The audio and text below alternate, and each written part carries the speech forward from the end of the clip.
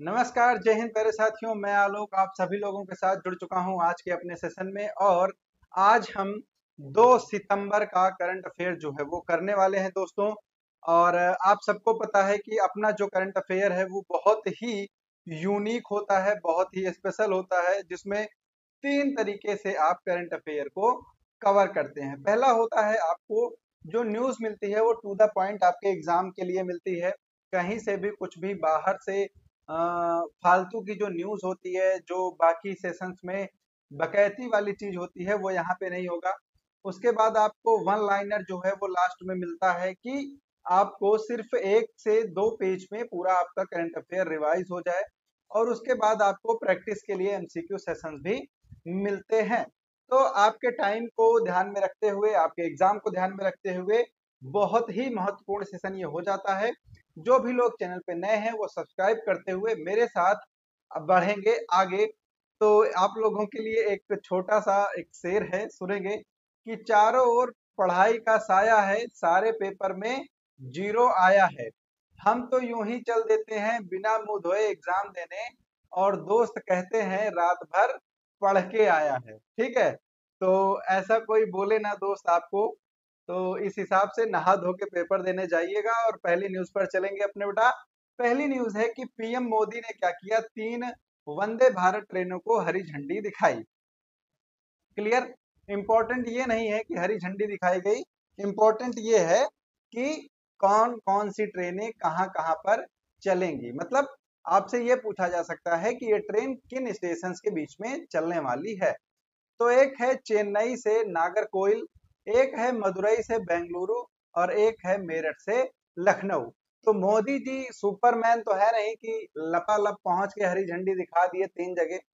तो ये जो हुआ था ये वर्चुअली हुआ था। ठीक है, उन्होंने ऑनलाइन झंडी दिखा दी, ट्रेनें चल दी। ठीक है, चलिए। अब यहाँ पर इंपॉर्टेंट ये है कि इन ट्रेनों में कवच टेक्नोलॉजी का यूज किया गया है।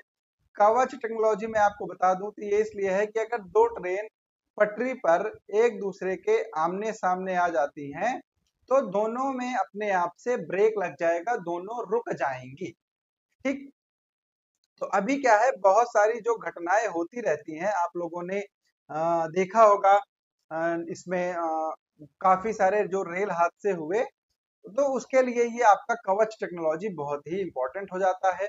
इसमें जो अंदर चेयर्स लगी हैं वो 360 डिग्री क्या है, रोटेट हो जाती हैं। दिव्यांग जनों के लिए उनके अकॉर्डिंग जो है वो टॉयलेट बनाया गया है इसमें। और इंटीग्रेटेड ब्रेल साइंस जो है वो लगे हैं। ब्रेल साइन मतलब होता है कि जैसे किसी को नहीं दिख रहा है तो उसके लिए जो साइंस होते हैं कि वो टच करके चीजों को पता कर ले कि अच्छा यहाँ पर गेट है, यहाँ पर केबिन है, यहाँ पर वॉशरूम है, तो वहां पर वो सारी साइंस जो है वो लगाई गई है। ठीक है, क्लियर। और लखनऊ से मेरठ वाली जो वंदे भारत है ये डेली ऑपरेट की जाएगी। क्लियर। तो ये पहली न्यूज थी। अब इसमें देखिए, मदुरई बेंगलुरु वंदे भारत, ये ट्रेन का नंबर है, रिजर्वेशन कराना हो तो लिख लीजिए। ठीक। क्लियर।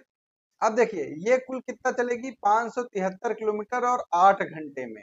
और ये 724 किलोमीटर 9 घंटे में अपने सफर को तय करेगी। ये पूरा रूट है, आपसे कुछ नहीं पूछा जाने वाला। बस आपको वंदे भारत ट्रेन दिखानी थी मुझे, वो मैंने आपको यहाँ पर दिखा दी है कि ये क्या है, वंदे भारत ट्रेन है। ठीक है, क्या है, वंदे भारत ट्रेन है। अगर भारत के ट्रेन का, अगर आप जो मॉडर्न एक एरा है उसको देखना चाहते हैं, फील करना चाहते हैं, तो आप वंदे भारत में जा सकते हैं। काफी अच्छा फील आपको यहाँ पर आएगा। दूसरी न्यूज है कि झारखंड में पहली बार एक ट्रांसजेंडर जो है वो सीएचओ बने हैं। ठीक है, क्या बने हैं, कम्युनिटी हेल्थ ऑफिसर बने हैं, या फिर इनको सीएचओ हम बोलते हैं। इनका नाम क्या है, इनका नाम है अमीर महतो। ये नाम आप याद रखेंगे, आपको एग्जाम में पूछा जा सकता है। टू द पॉइंट आप नोट करते हुए चलेंगे चीजों को। ठीक है, क्या नाम है इनका, अमीर महतो। ठीक, नाम आपको याद हो गया। बने क्या है ये बने हैं सीएचओ। ठीक है, कौन है ये, तो ये है फर्स्ट ट्रांसजेंडर। कहाँ के, तो ये हैं तेलंगाना, ओ सॉरी, झारखंड के। और झारखंड के मुख्यमंत्री आपको आपके सामने दिख रहे होंगे, कौन है, हेमंत सोरेन। अभी कुछ टाइम पहले ही जेल से छूटकर आए। क्लियर। चलिए इनको नियुक्ति पत्र वगैरह मिल गया। अब देखिए ये चीजें इंपॉर्टेंट थी, आपने लिख ली। अब इंपॉर्टेंट क्या है कि सितंबर 2023 में, ठीक है, कब, सितंबर 2023, इसमें क्या हुआ था, इसमें हुआ था कि झारखंड में जो नौकरी और जो शैक्षिक संस्थान है, मतलब कॉलेज और यूनिवर्सिटी हैं, वहां पर ट्रांसजेंडर्स को क्या किया गया था, रिजर्वेशन प्रदान किया गया था। तो ये आप यहाँ पर याद रख सकते हैं। अगली न्यूज बेटा आपके सामने है, नेशनल अवार्ड्स टू टीचर्स 2024। आप सबको पता है कि 5 सितंबर को क्या मनाया जाता है, 5 सितंबर को मनाया जाता है शिक्षक दिवस।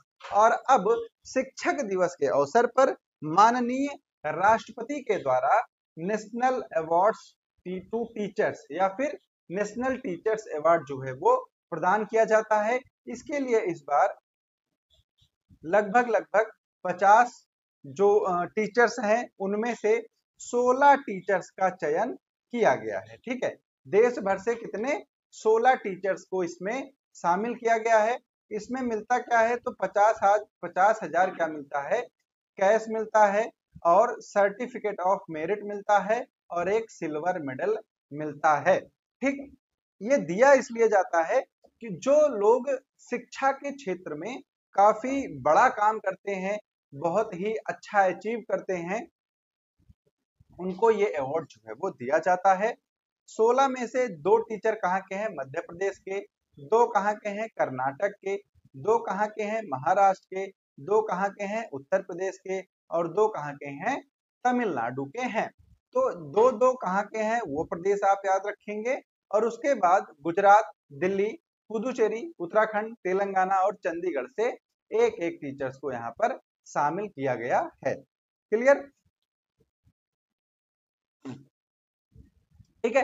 अब इसमें कुछ लोग हैं, जैसे एमपी में कौन है, एमपी में एक हैं आईआईटी के प्रोफेसर कपिल आहूजा। ठीक है, इनका नाम आप याद रखेंगे, क्या नाम है, कपिल आहूजा इनका नाम है, ये आप याद रखेंगे। ठीक है, ऐसे ही बीएचयू के एक हैं जिनका नाम है बिरिंची कुमार। ठीक है, क्या है, बिरिंची कुमार, इनका नाम आप यहाँ पर याद रखेंगे। ये दोनों लोग इंपॉर्टेंट हैं। ठीक, चलिए आगे चलें अगली न्यूज पर। अगली न्यूज है, भारत ने पुनः प्रयोग हाइब्रिड रॉकेट जो है वो उसका सफल परीक्षण किया है। पुनः प्रयोग का मतलब होता है रीयूजेबल। ठीक है, क्या होता है, रीयूजेबल, मतलब इसको हम एक से ज्यादा बार यूज कर सकते हैं। क्लियर, क्या कर सकते हैं, एक से ज्यादा बार यूज कर सकते हैं। तो ये भारत का पहला रीयूजेबल हाइब्रिड रॉकेट है जिसका नाम है RHU-MI-1। ठीक है, क्या नाम है, RHU-MI-1। ठीक, ये इंपॉर्टेंट है, नाम याद रखना। दूसरा क्या है, ये डेवलप किसके द्वारा किया गया है, तो आप सब लोग अभी तक डीआरडीओ का नाम सुनते हैं कि सारे रॉकेट्स कौन बना लेता है, डीआरडीओ बनाता है। ठीक, लेकिन यहाँ पर अब क्या किया जा रहा है, गवर्नमेंट जो है वो जो डिफेंस में या फिर स्पेस टेक्नोलॉजी में इंडिया में जो स्टार्टअप डेवलप हो रहे हैं उनको क्या है, बढ़ावा दे रहा है। तो इसका विकास जो है वो किया गया है स्पेस जोन इंडिया के द्वारा। ये नाम आप याद रखेंगे, किसके द्वारा, स्पेस जोन इंडिया के द्वारा इसको बनाया गया है। यहाँ पर आप देखेंगे तो छोटे अक्षरों में आपको लिखा है। ये क्या होता है, देखिए ये आप लोगों ने पढ़ा होगा कि मोबाइल लॉन्चर से रॉकेट लॉन्च किया गया। तो मोबाइल लॉन्चर यही है कि आप इसको कहीं भी लेके आ सकते हैं, लेके जा सकते हैं ट्रक के द्वारा, और कहीं से भी लॉन्च कर सकते हैं। ठीक है, इसमें जो ईंधन है वो ठोस प्ररोधक और तरल ऑक्सीडाइजर का यूज किया गया है। ठीक है, क्लियर, ये बेहतर दक्षता और कम लागत वाला है। क्लियर, अब क्या है, ये आपके पेपर में नहीं आने वाला, आपके पेपर में क्या आने वाला था, पुनः प्रयोग मतलब रीयूजेबल हाइब्रिड रॉकेट है, बनाया कौन है, स्पेस जोन इंडिया बनाई है, नाम क्या है, RHU-MI-1। क्लियर सभी लोग को, ठीक है। आगे चलते हैं, आगे है कि जो नेपाल का पर्यटन बोर्ड है, ठीक है, नेपाल पर्यटन बोर्ड, NPB, ठीक है, ठीक, या फिर आप इसको बोल सकते हैं नेपाल टूरिज्म बोर्ड, NTB। तो इसको क्या मिला, इसको पाटा गोल्ड अवार्ड मिला। पाटा गोल्ड अवार्ड किस क्षेत्र में दिया जाता है? पाटा गोल्ड अवार्ड बच्चे दिया जाता है जो लोग अपने यहाँ पर जो उनका जो एक तरह से टूरिज्म को बहुत ज्यादा बढ़ावा देते हैं और साथ ही साथ वहां पे रोजगार भी पैदा करते हैं, उनको ये दिया जाता है। मतलब आप अपने टूरिज्म को बढ़ावा देने के साथ साथ क्या करेंगे, वहां पर टूरिज्म के द्वारा अधिक से अधिक लोगों को रोजगार प्रदान करेंगे, तो आपको यहाँ पर ये दिया जाएगा। अवार्ड का नाम क्या है? आजीविका पुनरुद्धार परियोजना के लिए इसको दिया गया क्या? पैसिफिक एशिया ट्रेवल एसोसिएशन, मतलब PATA, ठीक है। पाटा अवार्ड जो है वो किसको दिया गया? नेपाल टूरिज्म बोर्ड को दिया गया। क्लियर? इसने ये अवार्ड तीसरी बार लिया, ठीक है। इसके पहले इसको 2022 और 2023 में भी ये अवार्ड मिल चुका है, तो ये भी आप याद रखेंगे, ठीक है। भारत के रेल पर्यटन विभाग ने डिजिटल मार्केटिंग श्रेणी में पाटा गोल्ड अवार्ड 2024 जीता है। ये इंपॉर्टेंट हो जाता है क्योंकि अभी NTPC और रेलवे के एग्जाम्स आने वाले हैं, तो इसको आप यहाँ पर पढ़ के जाएंगे, वहां पर ये आपसे पूछा जा सकता है। क्लियर? उसके बाद केरल पर्यटन विभाग की ऑनलाइन प्रतियोगिता हॉलीडे हीस्ट इस श्रेणी में विजयी प्रविष्टि थी, मतलब इनको नॉमिनेट किया गया था लेकिन ये जीत नहीं पाए। क्लियर सभी लोगों को? चलिए अगली न्यूज पर चलते हैं। अगली न्यूज है हमारी, नालको को क्या दिया गया? बीजू पटनायक खेल अवार्ड जो है वो प्रदान किया गया। तो नालको क्या है? NALCO national aluminium company limited है। ये भारत का PSU है, ठीक है, पब्लिक सेक्टर यूनिट है। आप सबको ये चीज पता होनी चाहिए, आपने ये इसको पढ़ा भी होगा, ठीक है। PSU के बारे में आप लोगों ने अच्छे से पढ़ा होगा। तो नालको क्या है? ये क्या है? एक PSU है, ठीक है। अब इसने क्या किया? खेलों को बढ़ावा देने में महत्वपूर्ण योगदान निभाया, इसके लिए इसको बीजू पटनायक खेल रत्न पुरस्कार खेल पुरस्कार से सम्मानित किया गया, ठीक। बस इतना ही याद रखना है और ज्यादा कुछ नहीं, ठीक। उसके बाद एक कॉमिक बुक लॉन्च हुई है जिसका नाम है हीरोज, ठीक है। पूरा नाम क्या है? पूरा नाम है इसका पूरा नाम अब मुझसे मिस हो रहा है, मैं आपको कमेंट बॉक्स में बता दूंगा, ठीक है। इसका पूरा नाम मैं आपको बता दूंगा। इसको लॉन्च किया गया जो एयर चीफ मार्शल थे VR चौधरी के द्वारा, ठीक है। किसके द्वारा? VR चौधरी के द्वारा। इसमें दो स्टोरी हैं, ठीक है। क्या है? इसमें दो कहानियां बताई गई हैं, दो स्टोरीज बताई गई हैं जिनको इसमें दर्शाया गया है। किसके द्वारा? एक कार्टून या फिर कॉमिक के द्वारा। तो ये क्या है? एक कॉमिक बुक है, ठीक। किस पे आधारित है? ये आधारित है जो इंडियन एयर फोर्स के वीर सैनिक थे उनकी जो एक पुरानी कहानियां हैं, उसमें एक कहानी है इसमें मार्शल अर्जुन सिंह की और एक है बोयरा युद्ध की कहानी, ठीक। तो इसको आप यहाँ पर पढ़ भी सकते हैं और जान भी सकते हैं। तो लॉन्च किसने किया है? लॉन्च किया है air chief marshal VR Chaudhary ने, नाम आप याद रखेंगे। क्लियर? उसके बाद ये तीन कंपनियां हैं SJVN, NHPC और SECI, इनको क्या दिया गया? नवरत्न कंपनी का दर्जा दिया गया। तो नवरत्न कंपनी अब टोटल कितनी हो गई? नवरत्न कंपनी अब टोटल हो गई 25। तो ये आपको डेटा याद रखना है, कितनी नवरत्न कंपनियां हो चुकी हैं अब? 25 नवरत्न कंपनियां भारत में हो चुकी हैं, ठीक है। 22वीं कौन सी थी? रेल टेल थी, ठीक है। रेल टेल किसके अंतर्गत आती है? रेल मंत्रालय के अधीन आती है। फिर SECI, इसका नाम क्या है? Solar energy corporation of India. क्या है? SECI, solar energy corporation of India. इसको क्या है? 23वीं नवरत्न कंपनी के रूप में इसको दर्जा प्रदान किया गया। ठीक है, तो 23वीं कौन बन गई?